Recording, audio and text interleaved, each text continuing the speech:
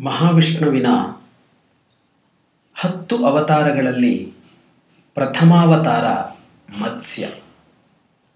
ಲೋಕವನ್ನು ಅದಕ್ಕೆ ಸಂಕಷ್ಟ ಒದಗಿದಾಗ ಕಾಪಾಡಲು ಧರೆಗಿಳಿದು ಬರುವ ವಿಷ್ಣುವಿನ 10 ರೂಪಗಳಲ್ಲಿ ಮೊದಲ ರೂಪ ಮೀನಿನದ್ದು. 10 ಎಂದಲ್ಲ, ಅಸಂಖ್ಯ ಅವತಾರಗಳು ಭಗವಂತನದ್ದಿವೆ. ಆದರೂ 10 ಅವತಾರಗಳು ಪ್ರಮುಖವಾದವುಗಳು. ಅಂತಹ ಮತ್ಸ್ಯಾವತಾರ ನಡೆದದ್ದು ಚೈತ್ರ ಮಾಸದಲ್ಲಿ. ಚೈತ್ರ ಮಾಸದ ವೈಶಿಷ್ಟ್ಯಗಳಲ್ಲಿ ಮತ್ಸ್ಯ ಜಯಂತಿ ಕೂಡ ಒಂದು. ಮತ್ಸ್ಯ ಜಯಂತಿಯ ಕುರಿತು ಬೇರೆ ಬೇರೆ ಅಭಿಪ್ರಾಯಗಳಿವೆ. ಚೈತ್ರ ಶುಕ್ಲ ಪಾಡ್ಯದಂದು ಮತ್ಸ್ಯ ಜಯಂತಿ ಎನ್ನುವ ಅಭಿಪ್ರಾಯ ಒಂದಾದರೆ, ಚೈತ್ರ ಶುಕ್ಲ ತೃತೀಯ ಎಂದು ಮತ್ಸ್ಯ ಜಯಂತಿ ಅಂತ ಕೂಡ ಹೇಳ್ತಾರೆ. ಹಾಗೆಯೇ ಚೈತ್ರ ಶುಕ್ಲ ಪಂಚಮಿ ಎಂದು ಮತ್ಸ್ಯ ಜಯಂತಿ ಅನ್ನುವ ಮತ ಕೂಡ ಇದೆ. ಇದು ಮೂರೂ ಅಲ್ಲದೆ ಆಷಾಢ ಶುಕ್ಲ ಏಕಾದಶಿ ಎಂದು ಮತ್ಸ್ಯಾವತಾರವಾಯಿತು ಅನ್ನುವ ಅಭಿಪ್ರಾಯ ಕೂಡ ಇದೆ. ಈ ಅಭಿಪ್ರಾಯ ಭೇದಗಳಿದ್ದರೂ ಇದರಲ್ಲಿ ಅಸಮಂಜಸವಾದ ವಿಚಾರವೇನೂ ಇಲ್ಲ. ಇವೆಲ್ಲವೂ ಸಮಂಜಸವಾದವುಗಳೇ. ಯಾಕೆಂದರೆ ಬೇರೆ ಬೇರೆ ಕಲ್ಪಗಳಲ್ಲಿ ಮತ್ತೆ ಮತ್ತೆ ಈ ಅವತಾರಗಳನ್ನು ಭಗವಂತ ಎತ್ತುತ್ತಾ ಇರುತ್ತಾನೆ. ಹಾಗಾಗಿ ಒಂದೊಂದು ಕಲ್ಪಗಳಲ್ಲಿ ಅವತಾರವೆತ್ತಿರುವ ದಿನಗಳು ಒಂದೊಂದು ಆಗಿರುತ್ತವೆ ಅಷ್ಟೇ. ಒಟ್ಟಿನಲ್ಲಿ ಹೆಚ್ಚಿನ ಮತ್ಸ್ಯಾವತಾರದ ದಿನಗಳು ಚೈತ್ರ ಮಾಸದಲ್ಲಿ ಗುರುತಿಸಲ್ಪಟ್ಟಿರೋದರಿಂದ ಚೈತ್ರ ಮಾಸ ಭಗವಂತನ ಅವತಾರದ ಪುಣ್ಯವನ್ನು ಒಳಗೊಂಡಿದೆ. ರಾಮಾವತಾರ ಕೂಡ ಚೈತ್ರ ಮಾಸದಲ್ಲಿಯೇ ಬರುವಂಥದ್ದು. ಮತ್ಸ್ಯಾವತಾರ ಒಂದು ವಿಶಿಷ್ಟವಾದ ಅವತಾರ.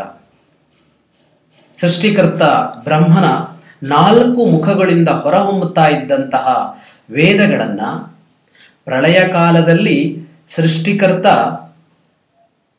ನಿದ್ರೆಯಲ್ಲಿ ಮುಳುಗಿದ್ದಾಗ ಕದ್ದೊಯ್ತಾನೆ ರಾಕ್ಷಸ. ಹಯಗ್ರೀವ ಎಂದವನಿಗೆ ಹೆಸರು.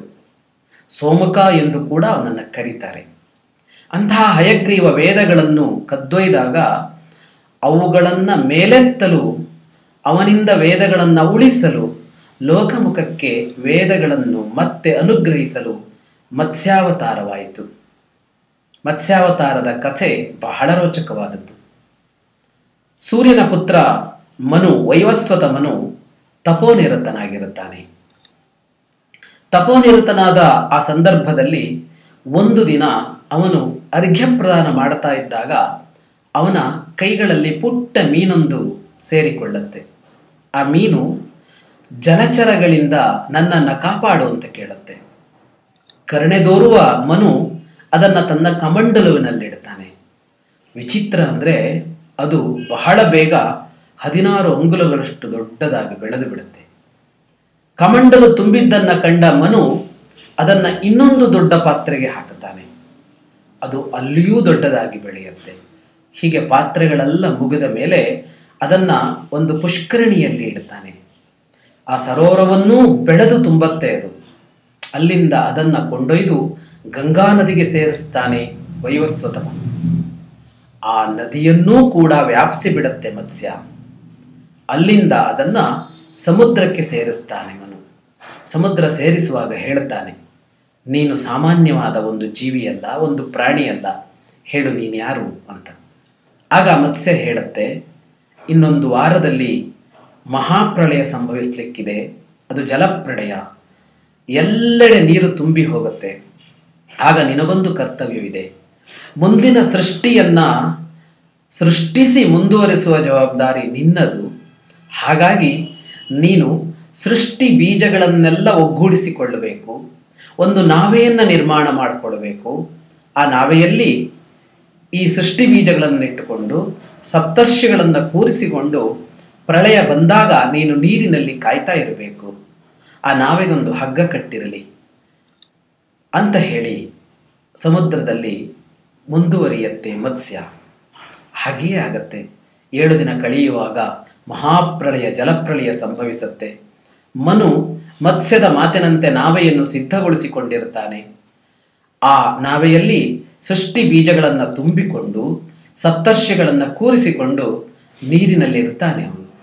ಆಗ ಮೇಲೆದ್ದು ಬರುತ್ತೆ ಮತ್ಸ್ಯ. ಆ ಮತ್ಸ್ಯಕ್ಕೊಂದು ಕೊಂಬಿರುತ್ತೆ. ಆ ಕೊಂಬಿಗೆ ನಾವೆಯನ್ನು ಕಟ್ಟಲಾಗತ್ತೆ. ಅದೆಷ್ಟೋ ಕಾಲ ನೀರಿನಲ್ಲಿ ಆ ನಾವೆಯನ್ನು ಎಳೆದುಕೊಂಡು ಮತ್ಸ್ಯ ತೇಲುತ್ತಾ ಇರುತ್ತೆ. ಒಂದು ದಿನ ಮತ್ಸ್ಯ ಒಂದು ಪರ್ವತದ ಮೇಲ್ಭಾಗಕ್ಕೆ ಬಂದು ಇಲ್ಲಿಗೆ ನಾವೆಯನ್ನು ಕಟ್ಟು ಅಂತ ವೈವಸ್ವತ ಮನುವಿಗೆ ಹೇಳುತ್ತೆ. ಅದು ಹಿಮಾಲಯ ಪರ್ವತ, ಹಿಮಗಿರಿ. ಅಲ್ಲಿಗೆ ನಾವೆಯನ್ನು ಕಟ್ಟಲಾಗತ್ತೆ. ಆ ಭಾಗಕ್ಕೆ ನೌಕಾಬಂಧ ಅನ್ನುವ ಹೆಸರಾಯಿತು ಮುಂದೆ. ಅಲ್ಲಿಂದ ಜಲಪ್ರಳಯ ಇಳಿತಾ ಹೋಗಿ ಹೊಸ ಸೃಷ್ಟಿಯೊಂದು ಆರಂಭ ಆಗತ್ತೆ. ಹೀಗೆ ಹೊಸ ಸೃಷ್ಟಿಯೊಂದಕ್ಕೆ ಬೇಕಾದ ಸೃಷ್ಟಿ ಬೀಜಗಳನ್ನು ಸಂರಕ್ಷಿಸುವ ಸತ್ಕಾರ್ಯ ಕೂಡ ಮತ್ಸ್ಯಾವತಾರದಲ್ಲಿ ನಡೆದಿರುವಂಥದ್ದು. ಅಂತಹ ಒಂದು ವಿಶಿಷ್ಟವಾದ ಭಗವಂತನ ಪ್ರಥಮಾವತಾರವನ್ನು ಆರಾಧಿಸುವ, ಆಸ್ವಾದಿಸುವ, ಆನಂದಿಸುವ ಸಂದರ್ಭ ಕೂಡ ಚೈತ್ರ ಮಾಸದಲ್ಲಿ ಒದಗಿ ಬಂದಿದೆ. ಚೈತ್ರ ಅದು ಮತ್ಸ್ಯಾವತಾರದ ಮಾಸ.